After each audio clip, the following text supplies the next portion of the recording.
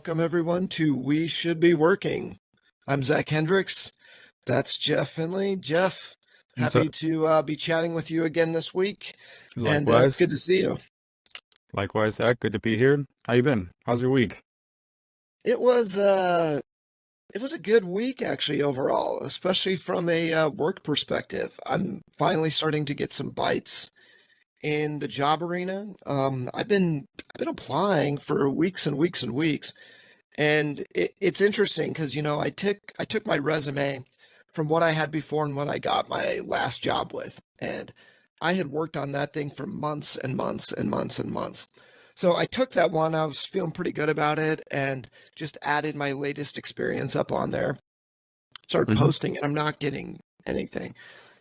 And I could come up with a number of reasons. One is that whenever I'm looking at creative jobs lately, I have a little theory on this, but I look at creative jobs and I'll see, oh, this job's been posted for only 12 hours. It's already over 100 applicants. Every creative job that I see, it's over 100. And I'm like, what is going on with the creative industry right now? Like, what's going on with video, with creatives, with creative directors, all of this stuff? I and I think I have a little bit of a theory on it. But I'll get back to that in a second. But so I wasn't really getting any bites or anything, and not getting any even screener calls or anything, just auto reject after auto reject after auto reject. So I went back in and changed my resume up quite a bit. And I was like, actually, this thing was not in good shape. So it's interesting how your mindset can even change and maybe even adjust with the day and age where I had really crafted that resume pretty hardcore. Like I said, I was through most of the pandemic, I was looking for a job as well. I was doing a lot of freelance work. I'd really ramped up my freelance business, and I was really considering just like, I'm not going to go back and get a full-time job. For people that don't know, I've had a full-time job and freelance mainly just because the benefit that allows me of having medical insurance for my hmm family, having a steady paycheck and all of that. So that's kind of how my life has been in the creative world, is I'll freelance and do that. But that I had ramped up my freelance where I'm like, I could just do this full time. I wouldn't have to go back. But I think just some old drawn pull inside of me is like, I want that safety net of insurance. I want that safety net of insurance has always drawn me back to getting what we might call a full-time job. Um, hmm but so I had been working most of the pandemic on getting my resume up in order, but now I look at it and I'm like, this is horrible. This is crap. So I changed the whole thing around, and all of a sudden I start getting some more bites. I've had some better screening interviews. There was a company that contacted me that I was super excited about. I didn't know anything about them. I just saw the posting and was like, oh, that fits me, apply. And then when they contacted me, they go, hey, we do our interviews a little bit different. Here's some examples. Just be prepared when you come and talk to us. Because of that, I was like, oh, well, I better be prepared. I started doing some research on the company, and I was like, this is a really cool place. I was like, they do some really cool stuff there. They really seem to care about their people. Even to the point that they wrote a book, a fairly, what I would call for a company, not for an ad agency or something. Like if you were to do Yeah. this book, it would be more. But for most companies that you see, I would call it's pretty creative. They do a book on interviewing with our company. And there's this little, I guess almost like pamphlet that you can download that's like, hey, here's what it's like chatting with us, and here's all the different steps, and here's what you can expect. And they do a bunch of videos as well, as far as like, here's what's working with the company, and here's what this guy had to say about it. Here's what this guy had to say about it. So you can really get to know the company pretty well before you've ever talked to them. And I was like, this is a pretty cool place. These guys seem to really care about what their people have to say, what they want to do. Yes. And even themselves have said that it's like most people move around here quite a bit and start making their job what they want to make it. After a bit of time, we go, their big philosophy is, we want you to be your authentic self every single day. And so if you're not feeling fulfilled with what you're doing, let's chat about that and say, hey, what do you want to do? What would be more fulfilling here for you? Because they actually have a lot of different companies. As their company has gone along and gotten bigger, they go, "Hey, we're traveling more. Why don't we start a travel agency and do that ourselves?" So they did. They go, "Man, we're doing a lot more media production and logo designs and stuff like this. Why don't we start a media company?" We go, "Okay, done."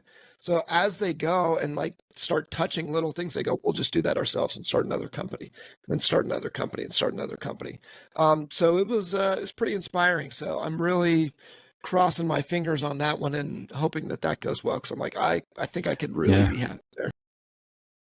that sounds really cool. Are they in you're local to you, or Yeah, is it a so their remote home job? office is here, and then they've got a few other offices around the nation. So they're starting to spread a little bit. So I think that they've got like San Diego, St. Louis, Boston, a couple other places that they're starting to get to. So it was Yeah. it was finally a little bit of an uplifting week where I think the week before was panic attack where I'm like, man, I've been going after stuff for weeks and weeks and weeks and I'm not hearing anything. I was like, I must really suck at life. And I think that's another thing about the job market and all of that is that it really feels like a personal attack at times where it's like, I maybe this is true and I'm not that good at what I do and I'm not that amazing. And everybody has finally realized that I'm not that good. It, the cat's finally out of the bag that Zach is not as Right. good as he maybe thought or hoped that he was. So it was a bit of a confidence booster to I can calm down a little bit and like I'm getting some interviews. People are wanting to keep talking to me, and so I was like, "That's just calm down. You'll get there." So it was really nice. What about for you? What should you be working on? Well, I mean, this past week I actually had some success with posting some stuff. I told you, I think in the last episode, I was working on my Box of Milk music albums, from my long Yeah. ago, from like the early 2000s. I'd been compiling and kind of consolidating singles and songs to try to put on a record, like just digging through old MP3s that I had exported and when I didn't know hardly anything about music production. So anyway, I finally got some albums ready and I was like, all right, I'm going to put them up on DistroKid so they can get submitted out to stores like Shopify or Spotify. And then I put them on Bandcamp. So I actually got two, no, four albums posted to Bandcamp this past week. So to me, that's a big deal because when actually you post it, it's done. All the month and a half of work leading up to it, it's kind of like, good, it's finally done. It's up there now. I've submitted to stores. One of the albums got rejected because there's a song on there that they claim was a copyright strike because of a sample from some other artist who Oh, I gotcha. clicked on the artist and the song is not even on Spotify anymore. It's like it was submitted to Spotify through DistroKid back in 2020, but they must have stopped paying, so it's not even available to stream. But that was the song that flagged my song, even though I wrote and released my song in 2002 or something like that. Oh, They posted it in geez. 2020, but since they've got the copyright, the content ID thing, so like whatever sample I used in my song in 2000 has flagged it, so I'm not able to upload that song. But DistroKid, the only option they give me is to just abort the whole entire album and just like re-upload the whole thing. I can't just like I can't even dispute the charge or So, contact DistroKid. I just have to like say, oh, can't post it. I mean, so they're I just guess like omnipotent there, like yes, they just, yes, yeah, that's what it sure seems like. And on a related note, I saw this video by Ben Jordan. He's a very accomplished music producer. He's had millions of streams on his stuff. He's been a producer for 20 years. It's his career, and so he posted the disappearing of music on Spotify, and it's like because Spotify's trying to crack down on artificial streams and bots, they will false flag somebody's music as like getting artificial streams, and then DistroKid, in order to play ball with that, they'll just remove your entire album, and you're not getting any streams. So all of his entire discography was removed from all stores at once overnight. And he's like, what do I do? He's like panicking. And he's the guy that gets, thousands of streams a day on all of his stuff. And he makes a yeah. living, part of his makes a living doing that. And it's just kind of ridiculous the way he can't contact customer service because it's all like AI driven chatbots and stuff, and nobody knows how to actually, there's no human to respond to you. Or if they do, they're like, sorry, we're just listening to Spotify. Spotify flagged it. This is, so you can just re-upload, or do it again. So it's just, And it's hope it doesn't frustrating. get flagged? Is that really the solution, is re-upload and hope it doesn't get flagged the second time? Yeah, that's for me, I guess. I can't even contact the artist because that artist doesn't have any web presence at all except for their song on Spotify that's not even available. So it's like this is some very small indie artist that ticked the box. Yes, sign up for Content ID or something. So I don't even know what it was because back then I definitely used samples, but people Yeah. are also complaining that they'll buy samples from Splice, which is a very popular store for music producers to get samples from. And they say you can use these songs in commercial releases, right? So if I use a sample from Splice, I'm free to use it in my song, even though other artists are using that same sample, it's fine. But nothing's really stopping that artist from ticking the Content ID checkbox when they upload their track, and then anybody else who uploads it after that gets flagged as like you just violated copyright. It's like this algorithm, AI-driven copyright system is just kind of difficult for individual artists. And of course, you as an individual artist don't have a label to go to. There's nobody else a manager to help you with. It's like, well, you're kind of on your own. Um, so yeah, I think it's kind of funny not to not to have hit the nail too much on the head here, but from a we should be working point of view as well, it kind of reminds me of what I've thought about with this job hunting is that I should be doing all these other things, but there's looking for a job is like a full-time job. And so for you as a musician, it's like, I'd really like to be working on this music. Instead of hassling with all of this BS, you create this, environment for artists all along there, but then you leave them in the dust. And you go, I guess we really don't care about that. It's not making us money. And I never even really thought about that because I have a buddy that primarily all of the music from his band is on Spotify. And if they just yanked his album, all of his work, what the heck is he going to do now? Um, yeah. And that's that's, assuming he's even getting any money from Spotify because yeah. they had this thing recently where if you get less than 1,000 streams a year, you're not getting paid at all. So that's a policy that they put in place last year or something. How And nice of them. so the vast majority of artists on Spotify have less than 1,000 plays, and it's obviously Yeah. costing them too much money to pay them the half a penny per 1,000 streams you get. I don't even know. It's ridiculous. Basically, you're just paying. I'm paying DistroKid $30 a year, now $40 a year to manage two artists, my Star Run Renegade and my Box of Milk. So I'm paying them to distribute to all stores. It's like, okay, if I want to be up there available for people to listen to, $40 a year is not that big of a deal. It's like the cost of a website, basically, or Sure. website or two. But now I'm not going to get any money from those streams. Maybe I will get some cents from like iTunes Store or any of these other ones. And like, so over the like the 10 years I've been on there, I think I've made like $35 or something. It's like Sure. whatever. I don't get paid from this stuff. But what you are paying for is legitimacy, because if you're an artist and you're not on these streaming services, you're just like, well, who are you? Where are you? And unless you're really pushing your own audience via local shows or doing anything locally or with your own social media presence, Bandcamp is still really good because they just buy it right from you. They get the album. They don't have a strict copyright system. I mean, they do, but it's not going to flag my stuff automatically. So anything that I can't put on Spotify, I can just sell on my website or on Bandcamp. And that's really what all I'm doing this for, is not to make money, but really just an archival project. It just feels really good to have my albums on my website, on my Bandcamp, just consolidated, ready for purchase, ready for download. They're finished.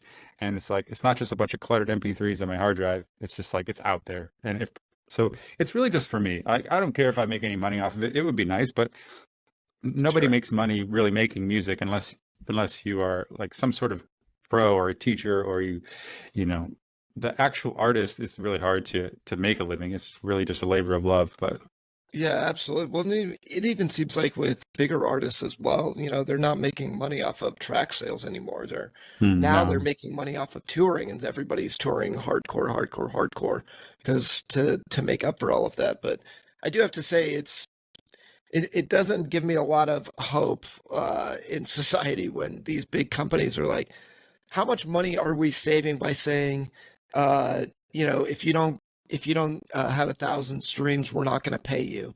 How many people are out there that are missing that $5? And don't get me wrong, I know that they're not like that five. I really needed that $5, but just for them to be like, oh, we just saved $2 million by doing that.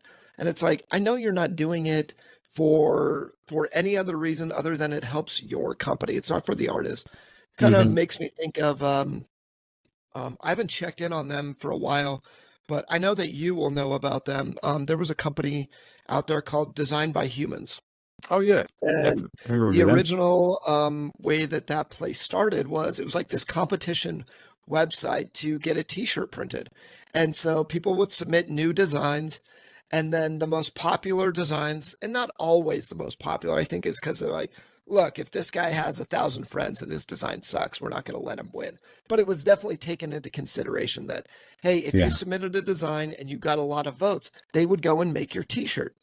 And so it was kind of fun is that it was like, oh, you go out there. And so like I made a couple designs and was ranking up pretty high. I'm like, maybe they'll make my t-shirt this week and all that. And like, that would be sweet. Well, then they shifted their business model to much more of a store.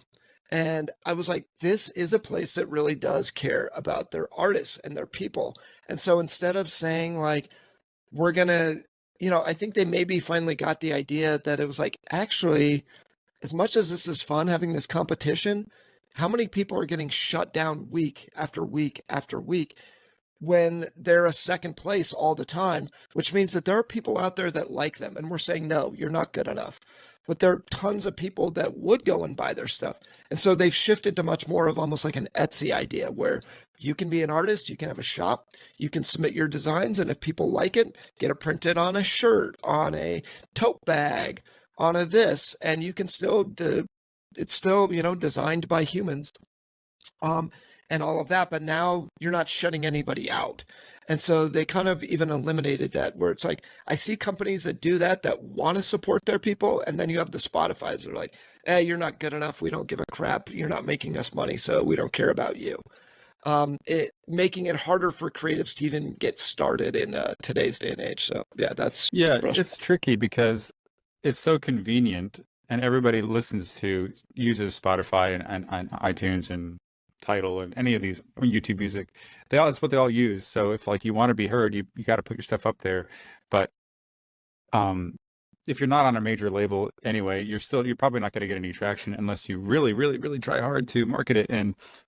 But if you try too hard, you can get flagged for bots and artificial streams, and careful, and you might get struck out. So in Ben Jordan's video, he had this interesting thing where he said most artists are a net negative for Spotify. So it's like you with your brilliant music that you created that you spent all year working on is actually a negative value for them. Like it's not like it's worth nothing.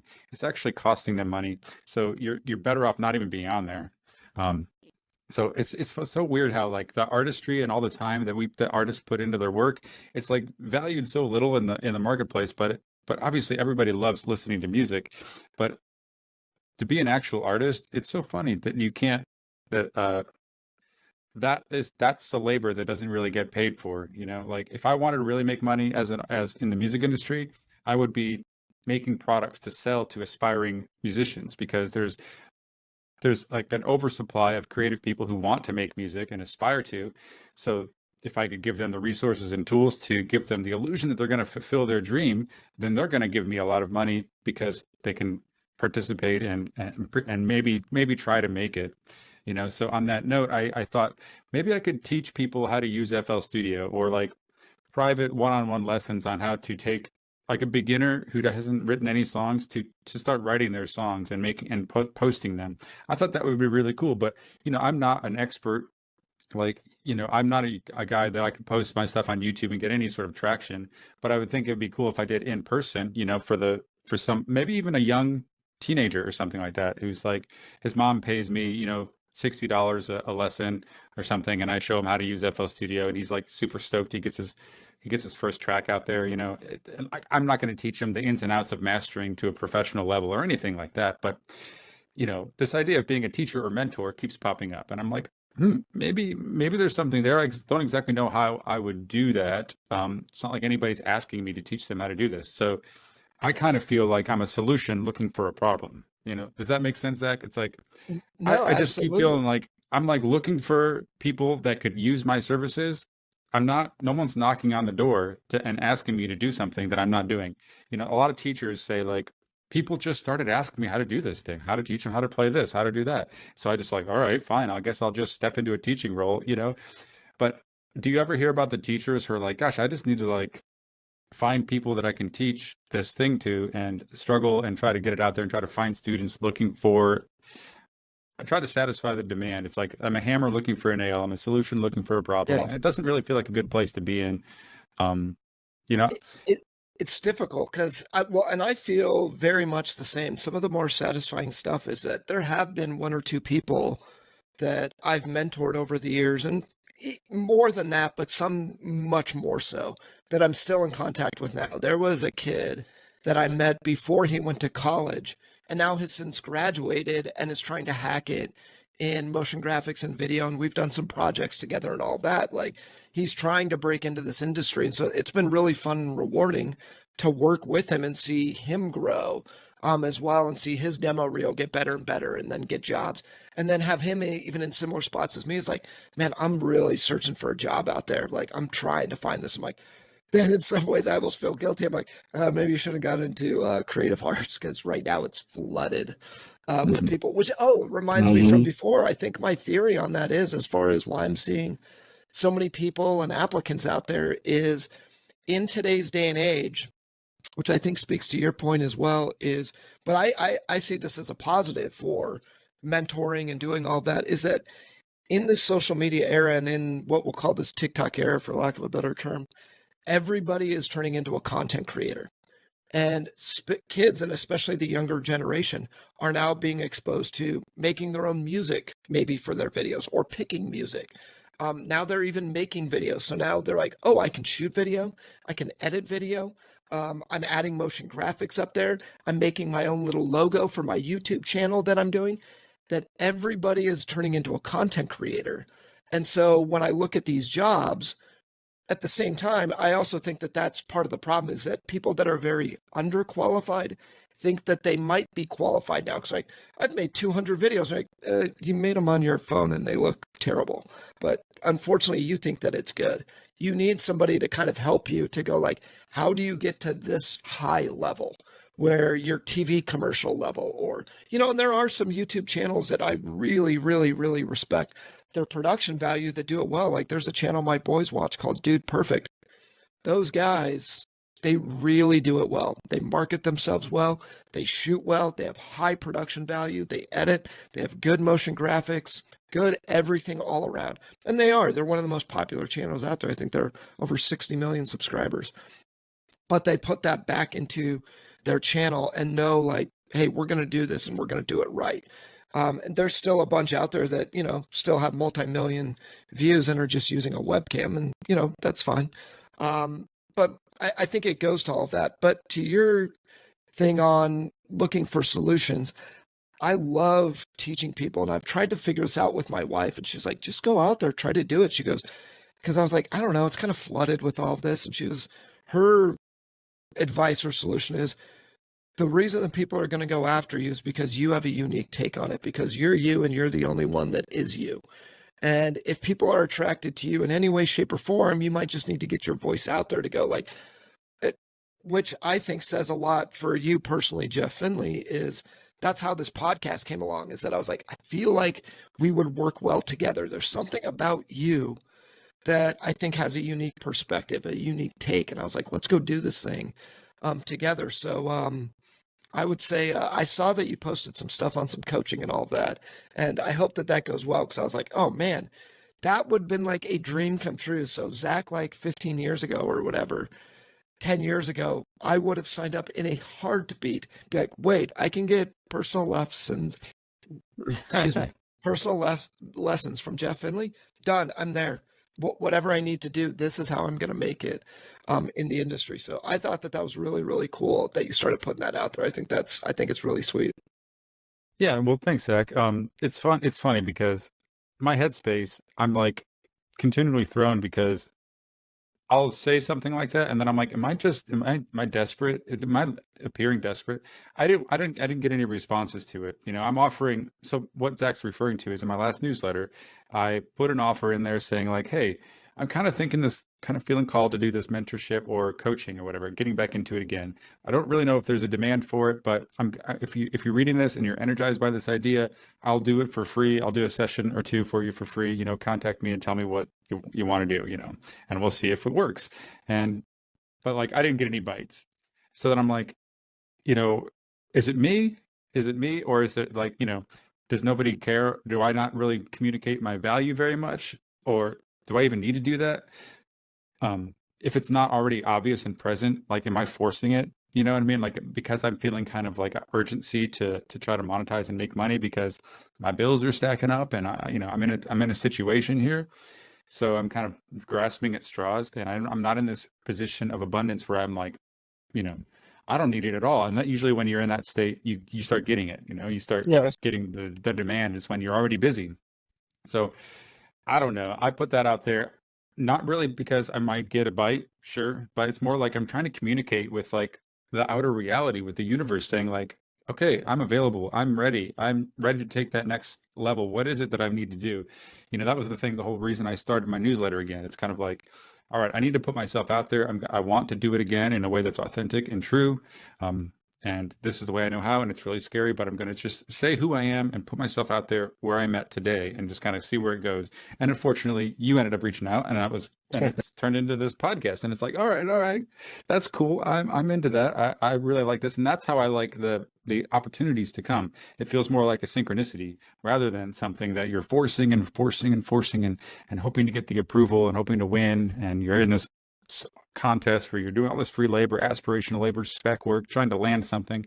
You'll Yeah. hear the stories of people say, oh, I did it for 6 months and it was horrible, but I finally got that job and I'm happy now. It's like, are you really? Like, I don't know. I just can't imagine myself doing that. But Well, and I think that there's a little bit of both there, even in the way that you say it, where yes, I think a lot of times first step is putting it out in the universe as far as like, hey, this is something that I want, Mhm. or something that I'm feeling called to. I'm not sure where it's going to go, or what it's going to be, but I have to at least take the first step to figure out what that is to begin with, or I have to open up that door and walk through it to see what's on the other side. Is Exactly. that if you're just sitting there, yeah, that's it. But it's like it took me 6 months to realize what I wanted, and I was doing all of these other things, but you kind of hope that I do this step and this step and this step, and it kind of curves and weaves along the way. And then you're like, man, where I started and where I am now are totally different.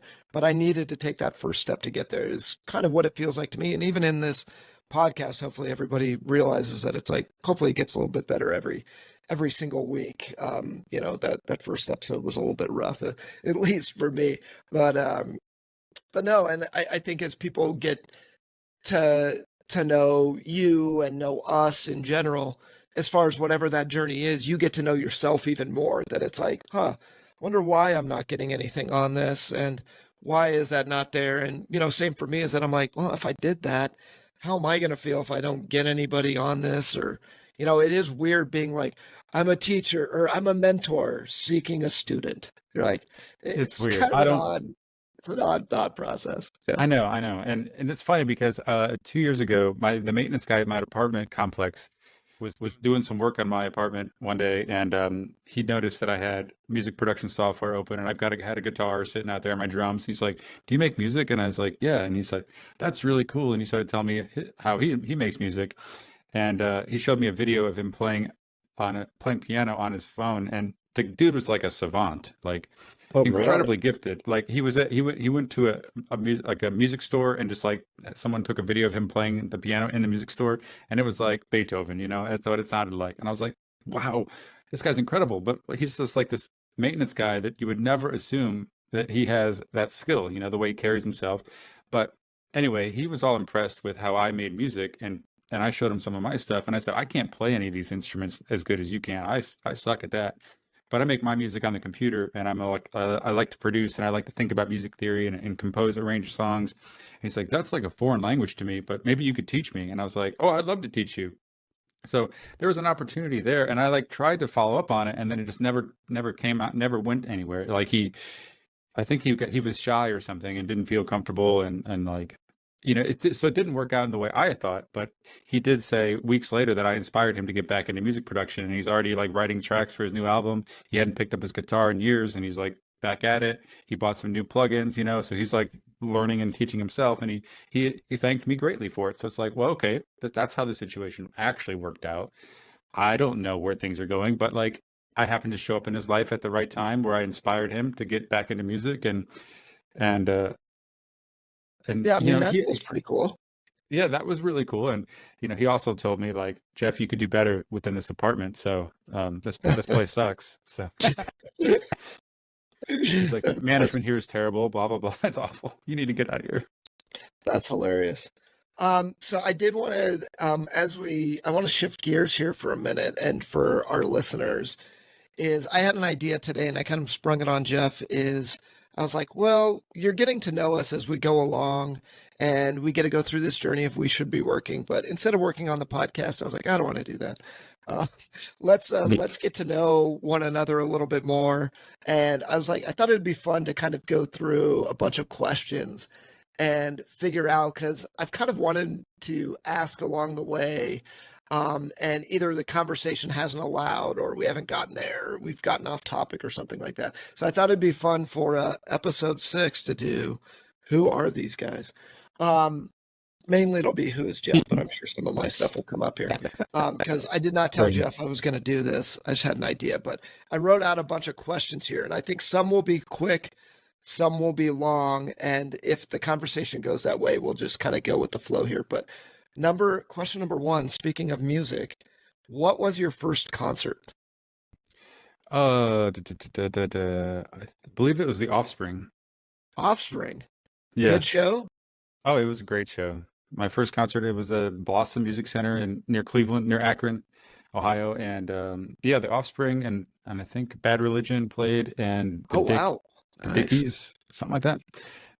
Yeah. How old were you? I think I was like 17 or something like that. It Oh, was okay. it was amazing. Yeah, the first concert I ever went to. Uh, I probably saw live music before that, but I never really considered it a concert. Until you buy your tickets on Ticketmaster and you go to it. It's one of the artists I loved. Offspring was a big inspiration for me when I was a kid. So Yeah. yeah. What about So what about yours, Zach? mine was Pink Floyd. Jeez, wow. I was 13 years old, and so that's kind of what ruined me for music, which it's so interesting now. It's starting to come back around, but I was like, I can't imagine. I was 13 years old, and the deal is that my parents were halfway smart. They're like, you're not going to Pink Floyd by yourself. Plus, I don't know if they'd let me in the door at 13 years old, but my dad said, he goes, well, you're going to have to pay for my ticket if I'm going with you, even though he's a huge Pink Floyd fan himself. So now he's making Hmm. me pay his ticket.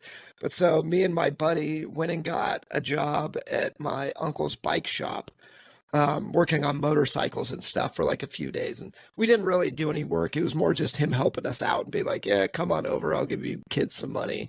And so, yeah, went and bought tickets, Pink Floyd here in Denver at Mile High Stadium. And that was quite the experience. But to have that be your first concert, that definitely ruined me. And I still remember it pretty vividly. That was a pretty amazing show.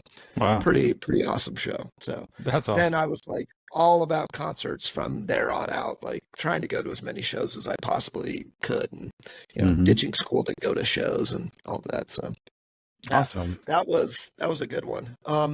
So what was your favorite band in the '90s? I know we're both kind of '90s kids and all of that as far as our coming of age. Well, my favorite band in the 90s. So I remember the first CDs I ever bought was The Offspring for one, Ace of Base was Ace two, of Base. Oh yeah. and the Cranberries. That album Nice. with Zombie on it. And I think Uh-huh. so those were probably my favorite bands in the 90s when I would have been from like 8 years old to 18 in the 90s. And what about you? Crushing the Offspring and the Cranberries. There Oh you yeah, go. and I went to the record store and bought The Offspring, but I was not looking for a smash, that their biggest album, that everybody knew. I bought this other one that I was like, this one looks cool. And it was their first album. I think it was called Ignition. And I really listened to the hell out of that. I didn't realize it was their earlier album, but yeah, it had a bunch of songs I never heard before. And it was a lot faster and cooler. And, Were you a big record store junkie? Like all of that, like hanging out at record stores looking for new albums, new weird stuff? I didn't really get to go to record stores because of where I lived. We lived far away from any sort of mall, or even a Best Buy or anything like that. So I didn't really have CDs too much. And a couple of my friends used to do the Columbia House record Oh yeah. CD subscription. So they had like piles of CDs, and Did I they would do the listen to scam? I always that. They scam. The No, I scam. don't We always know. called it the Columbia House scam. Do you scammed them? Oh yeah, yeah. Oh, We I had just no clue about that. we'd come up with aliases because it was the 90s, and this is when people are, the height of people bouncing checks and stuff like that. But you get that little card and it's like, we'll send you the first 10 CDs for free, and then after that it's this. And so we'd start making up names like like Stacks of Cash, and like, so Stacks of Cash got like 10 CDs sent to the house and all of this. And then it was basically like our version of McLovin type of a thing from Superbad. But yeah, we just Hmm. make up accounts, and then they just keep sending them, and you'd get your 10 CDs. And so you'd pick out those 10. And then, you just like shut it off and whatever. And, they try to bill you. But I'm like, yeah, good luck trying to collect from Stacks of Cash. Like, you've Wow. got no authority to collect on this. So yeah, we were dumb kids trying to scam Columbia House. Yeah, that's crazy. No, so my friends, they had those stacks of CDs that we get from Columbia House, and Pantera, Green Day, Rage Against the Machine, these guys. Um, but before that, before I bought CDs, of course, I had tapes, and some of my favorite ones were Alanis Morissette, which she was a huge inspiration for me. Jagged Little Pill, Hmm. and the Woodstock '94 tape. I got into Insane Clown Posse towards the late '90s. Me and my friends were into that. I'm And then, of sorry. course, Yeah, just I kidding. know, I know, no, no. But the funny thing is with ICP, it's like once I started listening to them, I like stopped listening to any other kind of music. It's Oh, weird how really? it takes over your entire music taste. You just They are a become. music cult, I guess. Yeah, the Juggalos and Juggalettes. Yeah. Yes, yes. And I did go to an ICP show with my friends and painted my face. That was an Oh, sweet. experience. Yeah, sweet. How was Got that? co- got As I say, drenched, covered in Fago. yeah, the people watching at that show would be unbelievable. I want to go just for that. I have no problem with the Juggalos and Juggalettes. I want to see what their shows are like, because that is some of like the most hardcore fans. Like you think about dedicated fans. You had the Grateful Dead out there, and now the John Mayer's touring with them and all that. But like Fish, hardcore followers. ICP, hardcore followers. Like I would love to see some documentary on like the most dedicated hardcore fans, and ICP has got to be up there. Like those people Yeah, are have you dedicated seen the beyond. documentary called American Juggalo? No, that's right. There is one out there on them. I do need to watch Yeah, that. I've been wanting to watch that. it's good. It's very good. And they would have this annual gathering of the Juggalos, and it was, a big giant fest every year where people would camp out and stuff. I never went to it, but they it used to take place in Northeast Ohio at these like ledges, with these, kind of this like natural park with a bunch of cliffs and a big quarry, and so it used to take place there. So it was like so close. It's so funny, small town Ohio. It makes Hmm. sense. That's it. One of the best shows I've ever been to for the performance, but the experience was really difficult because you're just in a sea of bodies, sweaty bodies covered in Oh, sticky really? Fago, and you can't even move. You're just like, this is terrible. When this be over? But like the performance was outstanding. What a circus. That's so great. That reminds me of which will come up in another question here, but I went to a show. There was a somewhat Christian inspired ska band here in Denver. And I was born and raised Catholic and went to youth group and all that and had friends, and we had a fairly progressive youth minister come and for us for a little bit, and we all got along with him. I think it was like the youngest one appointed in the region or in the states or something like that. So I was like a junior, senior in high school, and he was only like maybe 5 years older than us.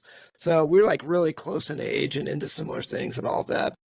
And we all remember, like, it was so crazy. He was a smoker, and like, can you believe he's a smoker? So crazy seeing a priest outside smoking, and like, he's still a human being. But we thought that it was funny. But we went to this ska band with him and all of that, and you would not guess that they're a Christian ska band. Like I said, that's not who they are, but I know that they kind of have like some Christian roots or whatever. What was their name? Do you remember their name? Five Iron Frenzy. Okay, I've heard of them. Yeah, Oh, okay, yeah. So Five sounds Iron familiar. Frenzy. I didn't know they were a Christian band. Yeah, well, and that's the thing. They aren't, but I know that they have some Christian roots. I and I could totally be making it up. Five Iron Frenzy, if you're listening, I'm sorry. But that's how I remember explained to me because I didn't know about them before this youth group, and so we go out to the show, and they've got like a little bit mosh pit going on in the middle and all that, and we're there with our youth minister, and there's me and this other dude named Socrates, really big, powerful dude. And I'm kind of like a skinnier guy, and Socrates, the Father Rocco is standing there, and all of this. And Socrates just goes up, and we're like, let's get him in. We shove him in the mosh pit, get knocked around, and some guy's going around like this and just socks him in the face Oh no! and breaks his glasses. Oh god! And he comes out and he's, don't, guys, don't. Stop. Stop pushing me in the mosh pit, guys. Stop. Oh, I'm like, dude, this guy just got socked in the face. I felt so bad. It's like glasses are all broken. that's terrible. And all this, he's getting pushed around in the mosh pit. He's still got his collar on and everything. Everybody's like going after him and all this. But, he took it in pretty good stride. He's like, don't, guys. Just like somebody like poking him in the side. That's kind of was his reaction. Like, don't stop poking me. But Oh my yeah, god! that was a fun concert just for that to have our youth minister get socked. Yeah. So that as I move around here, did you grow up going to church? What was religion like for you growing up? Oh wow. Okay, so my mom's side of the family is very, very, very Christian, evangelical. Like, not my mom particularly. She's very Christian, but like her family was like Jesus pushers, constantly talking about Jesus at family gatherings. You get a birthday card in the mail. There's your card, but there's another letter telling you about Jesus. You know, Hmm. um, they were huge Ohio State Buckeyes fans. So when they would send us like Buckeye paraphernalia, but then there'd be all these letters about Jesus. And That's awesome. so my experience growing up was like we would go to church sometimes. We went to this thing called Awana. I'm not sure if people might be familiar with it. It's like a Christian thing for kids, like summer camp. You Hmm. go to it, and they have like games and recreation and events and contests and kind of like Boy Scouts. You had a uniform, and if you would like learn your Bible verses, you get patches and badges and stuff. And this van would come and pick up me and my siblings, like once a week, and we would go to Awana, and it was fun to go to this thing. I didn't really know anything about religion, although I was in this environment and I believed in Jesus, and they told me stories of like Adam and Eve and Noah's Ark, and I learned all about that stuff. And my uncle on my mom's side was a preacher at his church, and was like he had gone through some tough times in his life where, and then he like changed his life around and became a Christian evangelical Southern Baptist preacher, kind of fire and brimstone, one of those that's Hmm. kind of like scare you by talking about hell, and you better repent for your sins. So that's the language that I heard growing up, was this like, there's such a thing called hell, and if you don't believe in God, you're going to go there, and if you are bad, you're going to go there, and you must listen to your parents, otherwise you're going to look bad in God's eyes. And so I kind of developed this habit of praying every night, and almost like in a compulsive way, and I think it developed into like OCD, where I would pray, and if I didn't pray, I would feel like bad stuff is going to happen because I forgot. And Hey, you so got the Catholic guilt along with all this. Great. yeah, yeah, I know. And then so I developed very strong feelings like, about sex before marriage. Like, I was a devout virgin when I was in high school. I was Hmm. very proud to be Christian. I had a friend of mine um who was like a very, very, very strong Christian. He was like really cool. I thought he was like so cool because he was like an independent kind of a think for himself kind of guy. Like, he was so proudly Christian. He would bring his Bible and put it on his desk at school, and people made fun of him for it, but he felt like so like, I don't care what you think, you know. Ah, the And he confidence. listened Yeah, yeah. and he listened to all of these awesome metal bands like Living Sacrifice and a few other ones that they were Christian, but they were like brutal, you know? And I was like, holy shit, this guy listens to amazing music that's like heavy as hell, but they're Uh-huh. Christian. I'm like, I didn't know Christians made that kind of music. And like bands like POD, I don't know if Mm-hmm. you remember them. Yep. So I kind of like, he inspired me. So I was like a very, very devout Christian kid. I was well behaved, very responsible. I was looking for Christian girls as a girlfriend. I was waiting for marriage, all of that stuff. Needless to say, a lot of that was brainwashing and fucking discipline, and Yeah. very difficult to unpack that later in life. A lot of that kind of screwed me up and developed difficult OCD patterns and weird paranoia, fear, guilt, shame. Lots of that stuff came with it. But yeah, that was my background in religion. Yeah, yeah, well, and you kind of answered the second part of that was I was going to say, is it still have an influence on you today? And I would say the answer is yes. Yeah. um, yeah, I think for all of us, like, there's the scars that religion left behind. And I think as I've gotten older, the interesting thing is that, the 20s were definitely the 20s, not the 1920s or 2020s when I was in my 20s. Mm. Were definitely my rebellious period, specifically against religion, and all of that, and exposing, the farce behind all of that. And, as I got older, I started to see some of, I can accept some of the positive is that I was like, look, I just don't want to be mad all the time. Like, I'm not here to be upset all the time and be like, this is what's pissing me off. But when you're in your 20s, that's like everything. You're like, let's band together and fuck everybody. And, and I'm like, I'm too old for that crap now. I was like, there are some positives behind how I was raised and how I was put out there. And I've got a different opinion on things. But I was like, yeah, the scars are still going to be there in a lot Hmm. of different ways. Where like, good Lord, some of the stuff that these people said and did and were forced to do. And, I'm like convincing myself, I'm like, man, I'm so good at this. I'm such a, good little Catholic boy and all of this. Like, I was an altar server and all of this and trying to be Okay. involved in every way that I possibly could and doing all of these things. And I was like, I guess I'm doing really good at this. But, then when you don't see the payoff, you're like, I mean, I feel like I'm devoting my life to this. It's not coming around my way. That crack then becomes, you're like, it's not really a crack. This whole thing is crumbled to the ground. Like, it's ruins this facade of what I thought religion was going to be, or what I Hmm. thought that, or I'm told that it is not true at all. Um, that was kind of fascinating. Uh, Yeah, well, I'll tell you when I felt like I left my religion was I was at the Art Institute of Pittsburgh, and I was walking to school every day. I had to walk across the Smith Street Bridge from Mount Washington back to the Art Institute, and I was walking home one day, and was stopped by a couple of guys who were with the Bible in their hand, and they're like, "Hey, do you believe in Jesus? Is Jesus in your heart?" And I was like I'd never really been stopped before on the street. I mean, I had been mildly mugged at a concert, a new metal concert in Cleveland. I was I was extorted for some cash, my little bit of cash in my wallet, nice. by some very influential people on the street who I was afraid of. I was like, That's a "Oh, great name for an album, yep, by the way. Mild mugging. mildly mugged, Yeah. not violently, but just pressured." Yeah. um, anyway, but these guys, so I would get approached on the street by these two Christian missionaries or whatever, and they're asking me about Jesus, and I'm like entertaining them as if this is a totally legitimate interaction. But they start asking me if, when I told them that yes, I do believe in Jesus, it wasn't good enough for them. So they're like, well, do you do this? Is he this? Is he that? And I said, well, I don't know. They're like, well, they were like basically questioning me, and I was feeling really intimidated. Like, doesn't feel right. This feels really gross. And they're like, oh, you must go to that church up on this part of town. I said, no, I just moved here. I go to school here. I don't know anything about Pittsburgh. But it was this pressure that they would put on you, and that just gave me a bad taste in my mouth. And I think I'd experienced it a little bit before, and from my family, this like pressure to be a better Christian than you are. It's just like you're not doing a good enough job. I was like, fuck this shit. I was done at that point. I said, I'm tired of people pushing Jesus on me. I'm like throwing it all off, and I angrily threw it all off, and just, Yeah.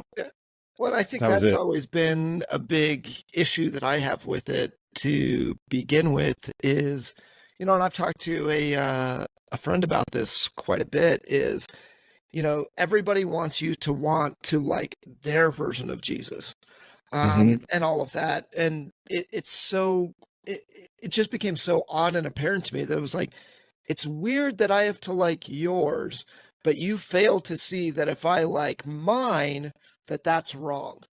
That everybody could like their own. Like, what, that you have to take it upon yourself. You're so worried about my soul that if I don't do it your way, but you can't see the fallibility of like, you are a human being, and like you can't even follow your own doctrine of like, man, the fallibility of man. It's like, don't you realize that you're probably wrong or could be wrong? And the fact that you can't admit it, that's the problem. Hey, let me Hmm. like it my way, and you like it your way, and let's celebrate that. Be like, oh, that's cool. You think that. Oh, I think this. Oh, I like this piece. Oh, I like this piece. And put all that together. Is that does not even really exist even today that much, which I find crazy. Is so Yeah. interesting. Um, what Oh yeah. happens when we die? Well, let me tell you. No, I Yeah. don't know. What do you I think don't know happens when exactly. we die? Have you I don't figured know that part out exactly. yet? Well, I mean, that's something I've looked into quite a bit. I have been fascinated by near-death experiences and like psychedelic trip reports and the mysticism of, spirituality versus our physical existence here and what does happen after we die. And also with my experience with out of body and astral projection. I know that my consciousness exists outside of this physical body. So because I've had that experience, it's given me a fresh perspective on understanding the sort of the larger nature of our world as far as physical, mental, and spiritual beyond that. So hearing people from near death experiences, their consciousness still exists. It's almost like waking up from a dream, like how you wake up from like a really convincing dream in the morning. You're like, oh, I'm here. This is who I am. This is how I exist now.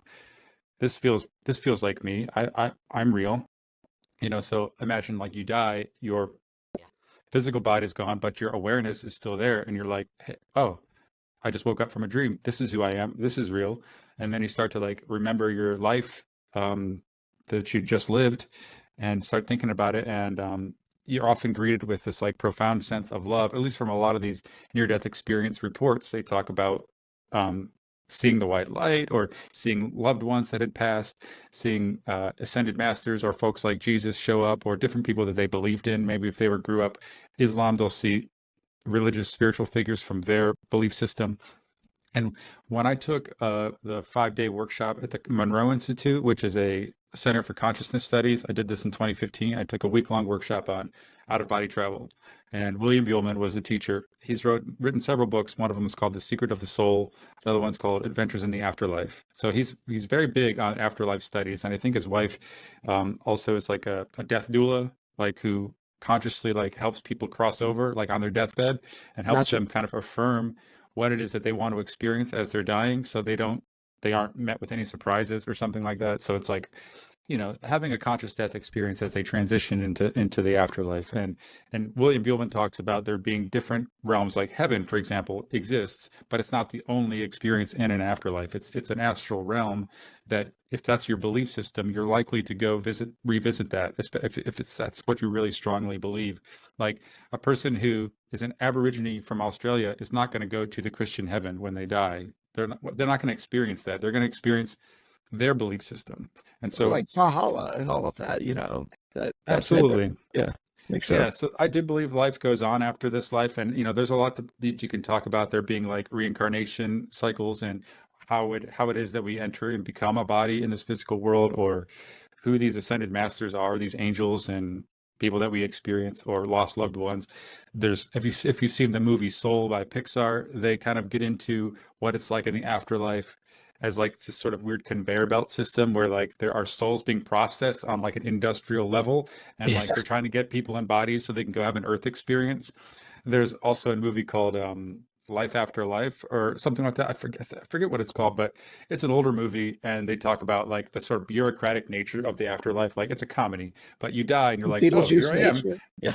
Yeah, it's kind of Beetlejuice like you ability. die and then you're just like, okay, get in line, buddy. You're like, you're going to meet the maker. You're doing your life review. You're like, oh my gosh, look at this. And it's all like this system by these like higher beings that are just like churning Uh, through souls as they're in like a cattle farm. They're just like industrially processing souls to get them into bodies, come back out, get them into bodies, come back out, that's write down their hilarious. scripts or give them life scripts and stuff. So I've got a lot of interesting thoughts about the afterlife. Of course, I don't know exactly what happens, but I feel pretty confident that like my experience with out of body travel and meditation and all this stuff is like helped me. It will be come in handy when I do cross over. What that experience will be like, I don't really know. No, I love that. I was going to say for me, I've always, I've taken the mindset of it's a difficult question to answer, but uh, not having a hopeful answer feels really bad. So I was like, it just doesn't feel right. I was like, I don't know what it is, but I feel like that there's something there, that there, to your point, consciousness will carry on as we go forward. It seems to make more sense to me that way as well. I don't have any evidence for one way or another, but that just feels more right, more apparent for me. I have a lot less experience or evidence than you do, which all does. Which we're going to spend an episode on that at some point. No, right Um, on. what do you think you're best at? Da, da, da, da, da.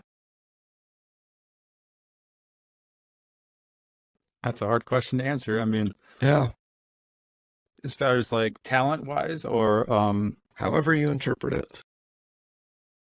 I feel like I suppose the best thing, this one answer I can give is to love. I just feel like that's what everything, the easiest thing that it can come down to. As after, I could be skilled or talented in any sorts of things. I can be disabled. Um, I'm good at talking and listening and conversing and being present. And because I'm a Gemini, and I just feel like naturally I have this like interest in communication and talking and being and following my curiosity. But underneath that is like a love and a curiosity. And I think I'm really good at trying to be empathetic and understanding, putting myself in somebody else's shoes, and just wondering what it is that their consciousness is like. Like, what must it be like to be them? And I mean, it's not anything that you can really demonstrate, but I feel like in any moment I can return to love, and I can do that, and that's really the default, the foundation. That's That's kind a of silly. that's a pretty phenomenal answer. I like that quite a bit. Um, I think somebody asked me that recently, and it caught me so off guard that I was like, "Wow, this is really weird. I've had 42 years to prepare for this answer, and I don't know if I know the answer." Like that's a really, it was kind of it just struck me as very odd. Like, wait, I don't know what I'm good at, but at the same time, obviously, I do. The best that I came up with, which I like your answer a lot better. I'm just going to steal that and claim it as my own going forward. Was So my when you're asked in the job interview next time, you can yeah, give them an answer. yeah. What are you good at? I'm good at loving. Yeah, I don't know. Good buddy. Yeah, Okay, I'm good bud. at love. No, the best that I came up with was the ability to wonder, Oh, right. wonder about things. I think I'm pretty good at that. I'm still a work in progress as a dad and a husband, but I can wonder about what would make me better. Did you I go on like tri that. Yeah, did you go on trips as a kid? And if so, to where? Did you guys take like family trips? Go anywhere Mm, fun? no, not really. I No mean, road trips or occasionally anything? no, no, no, no. We couldn't afford it. So the closest thing we would do is maybe go to the lake nearby or something and spend the day there. Uh, not, I don't remember us going on any trips at all. Now, I did go like my mother's sister, my aunt, she picked us up and took us down to Tennessee where she lived. So that was like the longest, most out of state thing that we had ever done. And we did go to like Opryland and Nashville, Tennessee. So it wasn't my own immediate family that offered us those trips, but I did get the opportunity to go some places. And the first time I ever traveled on my own in a plane was when I was like 17, and I flew to Chicago to participate in the All American competition, All American crew competition for McDonald's. Oh, Right? that's So the McDonald's job paid off. Look at the that. McDonald's job paid off. I went to the finals in Chicago and represented my region in the fried products category. And so that was the first time I was on a plane and Wow. experienced a big city. Yeah. That's pretty cool that they actually did that though. So wait, the competition was who made the best fries? Is that like you were that good at making fries that you got to go compete nationally? So yeah, I mean, so my small little store in Manaway, Ohio, they had allowed the crew to participate in the All American competition. Who wants to sign up? I'm like, all right, I'll do it. And so then they assign you a station. Your local store says like, okay, you are going to be on. Everyone's got a station, whether you're on cooking meat or you're on cooking fried chicken, or you're on the French fry machine, or you're doing customer service. Basically, had your station, and then in order to be good at it, you had to like know all the answers to all of the food safety questions. So they had the little book, and they would quiz you, and you have to know all the answers. And of course, you have to perform your job perfectly. According to their standards, and then you had to be a really good team player, like really cheerful and good customer service, really good team player. So you had all these categories to be judged by, and then I won the local stores competition, and then I won like the city, and then I'm like I kept winning, and then so my supervisor had to like drive me to these like competitions, and there was another guy that at my store that also was participating too, so it wasn't just me, but we did the regionals, the state, and all that, and I ended up winning. And I was like, well, I guess I'm going to the finals. So I had a plane ticket, and then I got to go there, and I didn't win. I don't know what place I got, probably like second, third place. I don't know, but I represented the chicken nugget category. That's so awesome. That is so great. Speaking of things to throw on your resume, Yes. state chicken nugget champion. That is so great. And when you put it that way, it's hilarious. Yeah. And I got to meet Ronald McDonald at the Rock and Roll McDonald's in Chicago, but I also got to meet R. Kelly. Now, How did R. Kelly get involved in the chicken nugget competition? He must have been paid by these people who put on the McDonald's competition, but he had that song, "I Believe I Could Fly," and we're standing out in the parking lot. He's surrounded by a bunch of teenagers in McDonald's uniforms, putting their all hands up on him like this, and we're all like, "I believe I can fly." We're singing it in the parking lot at the Rock and Roll McDonald's. This was before R. Kelly did what he did, got in trouble for all of his sexual assault and stuff, but. Wow. And then I got a signed picture of it with him, and everything like that. But so that's something I can put on the resume. Yeah, that is phenomenal. Man, what an experience. R. Kelly, chicken nuggets, Chicago, first plane trip as well. Man, I had this American flag McDonald's uniform with like stars and stripes. I mean, it was pretty badass. It was we had videotape of it, got on the news. It was kind of a big deal. And you're like a local celebrity there. Jeff's finally made it out. He's broken out of this small town. He's going to the big show in Chicago. That is so great. Yeah, they put my name up on the McDonald's arches when I came back and went to work the next day. It was like, congrats, Jeff, best of the best. It's like they were really celebrating it. It's like that's small town from Manaway has made it. That is so awesome. Man, you did have a good relationship with McDonald's. Good for you. All right, what is your worst injury that you've ever had? Like a broken bone or concussion or I've never broken a bone, never had a concussion. Oh man. I stayed relatively safe. No stitches? No stitches. Oh, I did bust a tooth. I did break a tooth. Yeah, I was on a swing set when I was like in third grade, and the like this hanging bar was just like I came off it and smashed me right in the mouth, and I'm like I felt this like tooth crumbling out, and I was like, oh my God. I started crying, and I went to my mom.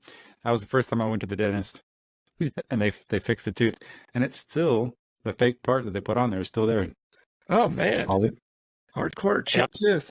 That's hardcore chipped tooth. I went to school the next day, and I was like, I chipped my tooth, guys. Like, hilarious. They think you're all cool. Like a hockey player. No, man, I can't think of any other injury. Yeah, what about you? I've had too many weird ones. I have 3 weird ones, but my favorite one to say is I broke both my heel bones during an air guitar competition.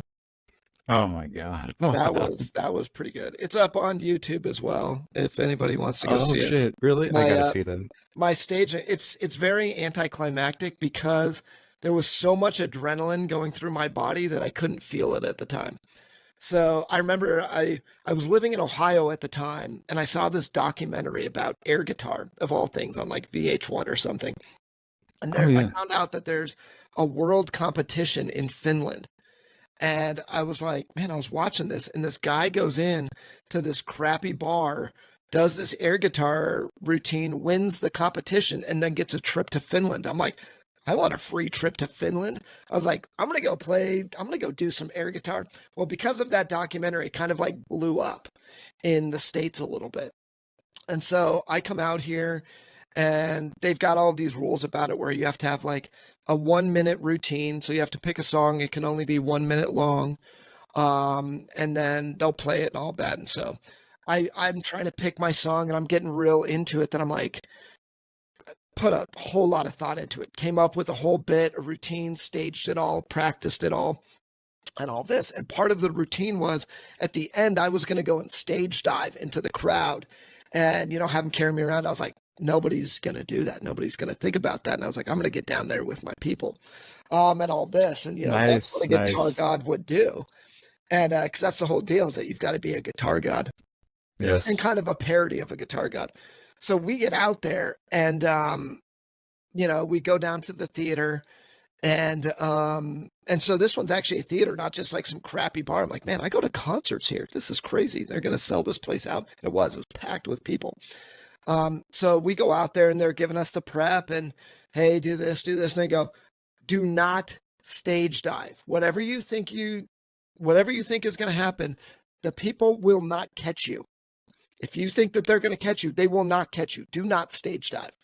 And so because the stage is about maybe 5.5 feet off the ground, from Hmm. where everybody is. So there's like a little pit underneath the stage, like you would have most of the time. So Yep. they're like, don't do it. I'm like, that's like my big finale is this stage dive.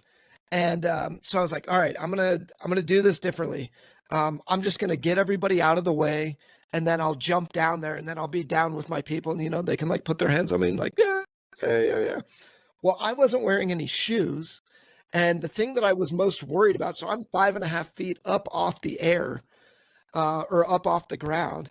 I'm not Yeah. wearing any shoes, not doing any of that. And the thing I'm most worried about is I'm like, this is not just an easy like jump down. I'm not just going to hop down. I have to look cool. So I took like kind of like a running start and did a big wah right in the middle as I'm going off. Cause I'm like, I have to look sweet, as I'm doing it. So I do a big like hit off the air guitar, as I go down, but I'm like, you've got to stick the landing. And I'm like, you got to carry strug this thing. You got to stick that landing. I don't care what else. So I just shove my feet out and it's concrete down there. So bam, snap my heel bones. And I get back up on stage. I can't feel it at all. So I get back up on stage like, hey, give it up. And my stage name was Z-Licious. Nice. Um, so, so they're like, give it up for Z-Licious. I'm like, yeah, go. As soon as I get off stage, I'm like, man, it's hurting to walk a little bit. And then they have a green room behind the stage, and you have to go down the stairs. And by the end, I'm gripping the rail with both arms like this, like, ow, ow, ow, like something is broke. Something is wrong. I Oh, can't walk. And sure enough, I broke both my heel bones. The worst part is that I made it to the final round. And so I was like, I'm still going out there. I was like, I can't walk, but I'll still go out there. And I was like, hey, can two of you guys help me out there? And the guy goes, hey, you know, sometimes things go wrong. People got hurt. Hey, you know, he's still going to come out, but, you know, sorry, the guy's a little injured. I don't think the crowd really understood that, like, is he or is he not? Like, this is a weird thing. We're in an air guitar competition anyway, and everybody's having this weird shtick or bit. Like, is this a bit? Like, is he pretending to be hurt? And yeah, so I yeah, have yeah. these You two never guys know. help me out, and I'm sitting on a stool trying to play air guitar. I'm like it's some acoustic session, like unplugged or something. And I'm sitting on a stool, and everybody's like, I mean, boo, boo, this sucks. Like you're just sitting there. No, This is no, dumb. So I kick the stool away, and I stand up, and I'm like, hey, my feet don't hurt anymore. This is sweet. I go running across the stage, running across. I'm going, and then I jump off the stage again. no. I was like, I gotta give the people what they want. Jumped Hell off the yeah. stage again, and dumbest thing that I ever did. So Oh my that God. was a pretty bad injury. But I've also fallen off of a golf club and broken my leg. Wait, falling Um, off of a golf club. What does that yeah, mean? two people were holding a golf club and they were launching kids like in a Oh, yard. jeez. So like you're holding each end and then one kid would sit down. Well, I kind of slipped because it's a golf club and like do a backflip and bam and just fall weird and break my leg. So did that one. And then I've as everybody can enjoy this sultry, raspy voice that I have. I tore my vocal cords when I was like 20 years old. So now I have like this constant raspy voice from coughing too hard. Oh, Coughed really hard. not even anything cool. Not even anything cool, but tore my vocal cords. Um, all right, Oh we'll man. get a couple more of these in and we'll wrap it up. What's your favorite food? I have to say tacos or burritos. Really? Even in Ohio? I was gonna say Yeah. when I lived in Ohio, the Mexican food out there that I could find was poor at best. Yeah. It was, but there was one or two really good places. I found a pretty good place in Akron. But living in Colorado, we have pretty good Tex-Mex style Mexican food out here, and so the tacos, the burritos, the green chili is pretty on point out here. So it was hard to go to Ohio when I lived out there. I missed my Yeah. Mexican food. I know, I know. I lived in Austin for a year and they had great tacos. The first time I ever had breakfast tacos, and they would serve it at like coffee shops. So I would just get some breakfast tacos with my, cold brew. Excellent. So now I've got like breakfast tacos in the morning. Well, it's a breakfast burrito, but I don't really eat them as frequently as I used to, but I would still say they're my favorite food. Yeah, that's. I was gonna say I love living Mexican food. without that made it my favorite food. Like when I went to Ohio and I couldn't get that again, that's what I was missing the most. That was I wouldn't call it like, oh, that food makes me think of home, but it did make me think of Colorado. Like my mom's cooking always makes me think of home. But yeah. Yeah. What's something that you want to learn or get better at? Hmm. Hmm. Gosh, that's a good question. There's a couple things on my recently, like I feel like I want to learn and get better at like reality creation or reality co-creation, manifesting or this like conscious experience of like understanding my true infinite nature as a creator. I know that is like big and esoteric, right? Like, but when I compare that to other things I want to learn, like I want to learn the next thing in my music production journey, music theory, things like that, new plugins. Okay, that's there. I want to learn how to update. I want to update my website, so I need to like learn how to use some modern web tools. Like that's kind of exciting, but it's still like on the computer, stuff like that. But the stuff that really gets me excited is more about like life's biggest questions and like getting better at that. Um, I don't know. Does that make any sense? Makes a ton of sense. I mean, it's yeah. How can I get better? How can I figure these things out that I wonder about? Like I said, my ability to wonder. I'm like, what's happening here? What's happening there? Makes perfect sense. Yeah, I want to get better at being here on Earth now. Yeah. Like I've astrally projected out of this world, so to speak, and I've realized that I am a cosmic being of infinite nature. Okay, a lot of people are looking to even experience that, and I'm fortunate enough to say that I've got a glimpse, and I spent the last 10 years pursuing spirituality and mysticism as a big part of my life of what really motivates me and what matters and understanding the truth. And so I feel like I've gotten to a point where I'm like, you go so far with that earth life just seems like really, really hard and pointless and difficult. And you don't really know exactly what the point of it all is. So I kind of like want to experience more falling in love with being here on earth, while I'm here. I don't want to leave.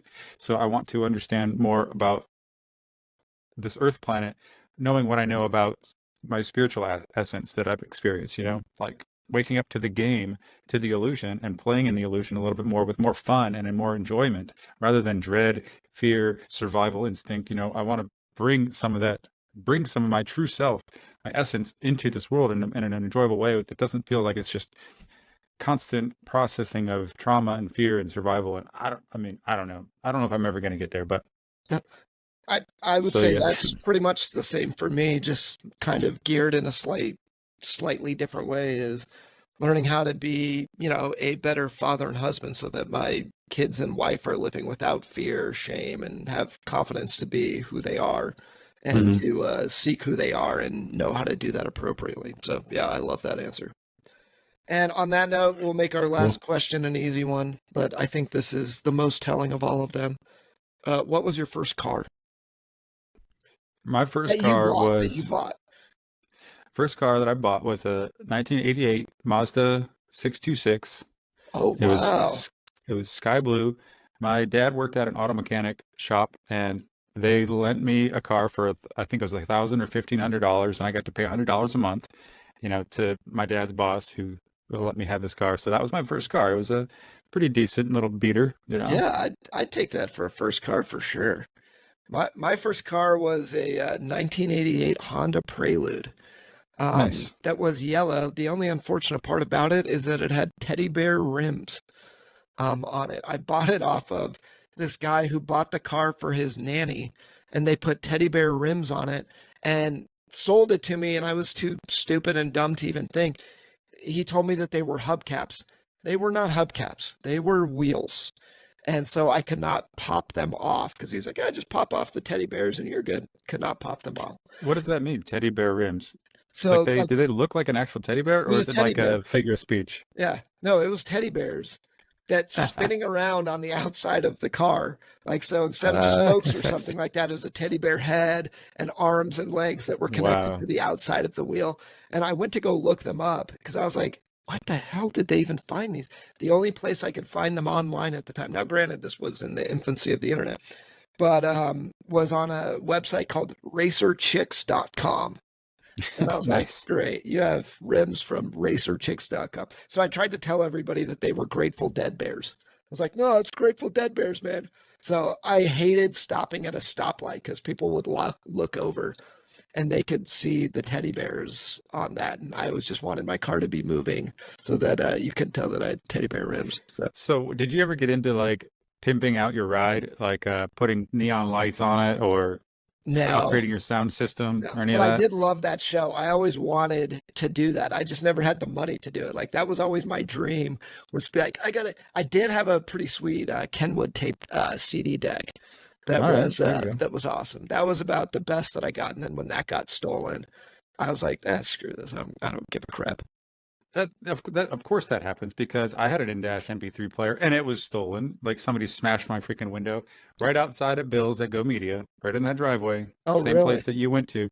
So I parked out there, and I had at this point I had a Mazda, but it was not the original Mazda I had. It was the second car. It was a emerald green Mazda. I don't even know the name of it honestly, but I had these yellow windshield wipers, these yellow colored hubcaps. So like Bill teased me about how like quirky my car looked, but I thought it was cool, this yellow and green. And I had this in-dash CD player and their MP3 player, and then of course some guy from the neighborhood smashed the window, took it right out, and yeah. So of course MP3 players are just made to be stolen. God damn it, they always get you can keep them. Exactly. I was gonna say, yeah, jacked my stereo. I remember it was weird too because when it got stolen, and the only thing that I can think of was this, but when I went back, they also pulled up the back seat. Like they ripped Ah, up like part of the back seat, and I was like, "How the hell did they do that?" And I remember I would tell people that over the years, and then somebody finally gave me an answer, and I was like, "Oh, that's probably it." Because he goes, "They were looking for drugs," and I was oh like, yeah, most likely. oh, because I was like, I was wondering why they didn't steal like the subwoofer in the trunk or like the amp or anything like that.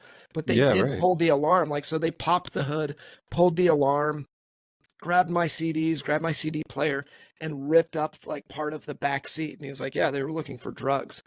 And I was like, oh, I guess Hmm. I look like I have a car that a drug dealer would have or something. Because it was this little tricked out Honda Civic, but I didn't do any of it. I bought it that way, and it had like the body kit on it, but I didn't have the money to paint it, and neither did the other Hmm. guy. So I bought this.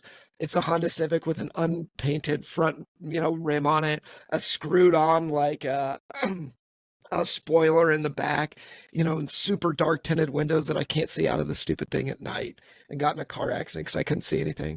And Oh my gosh. yeah, so I guess that was a car that might have drugs in it. So yeah.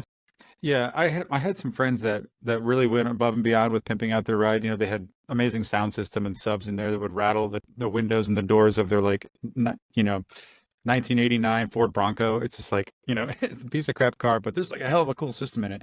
Now, the only thing I tried to do, I would buy the cheap, windshield wipers or something like that, or custom decals or stickers. I got like the little neon glow thing around your license plate, Oh, and sweet. so I put that on there, and I'm driving around, and of course I get pulled over and ticketed the first time I go out there with it. So that was the last of that. Why are you ticketed for neon light around your license plate? you're not allowed to have this extra light around your license plate. I don't know. Maybe the cop was just like, this will be an easy one for me. Like, Yeah. let me just pull this kid I was over. going to say, I would figure it would be encouraged so that you can see the license plate easier. Like, hey, we're putting a light on it so that you can see it even more. Like, I knew friends that got pulled over for tinted windows. Um, but Yeah. yeah, that's a new one. Um, well, I know we're going a little bit long here, so I do want to wrap it up. So we'll try to make this one quick. I do want to do, I know I said last question, but last one, just so we can kind of bring it full circle. Last question is, what should you be working on right now instead of doing this dumb podcast? Well, what I should be working on is getting these podcasts posted, so the people that are That's what I listening should be are. working on. So you should be working on. No, but we've got a couple people that have told me they're listening, so they're eagerly awaiting the next episode. So I want to make sure to get that out. But other than that, I need to be getting the rest of my Box of Milk albums posted. I think I've got 6 more to go.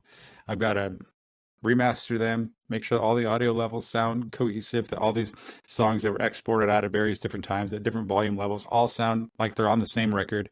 So I got to make sure I'm doing that correctly and posting that. That's something that's going to really satisfy me when that gets done. And writing my next newsletter. That's my work. I'm actually doing some work. I mean, none of it's paying, but I mean, Yeah, I don't know. same What with else can me. I do? Yeah, neither What about neither you, one Zach? of us are getting paid for our work.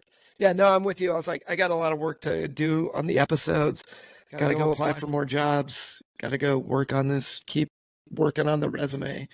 Getting prepped for all of that, and then hockey season finished for my boys. Football is coming up, so I got to get a few things started for spring football as well. So yeah, these full-time non-paying jobs are sweet. I just got to find a way to make the money to do it. So, but no, Yeah. this was a fun one. I appreciated that. So everybody, like, subscribe if you can.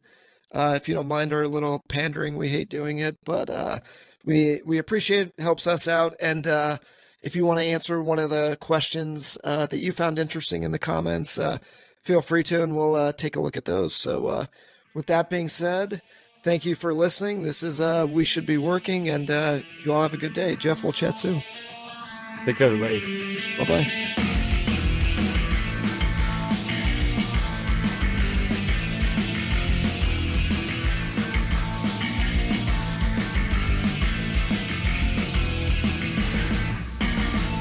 That's stupid. I'm not doing that.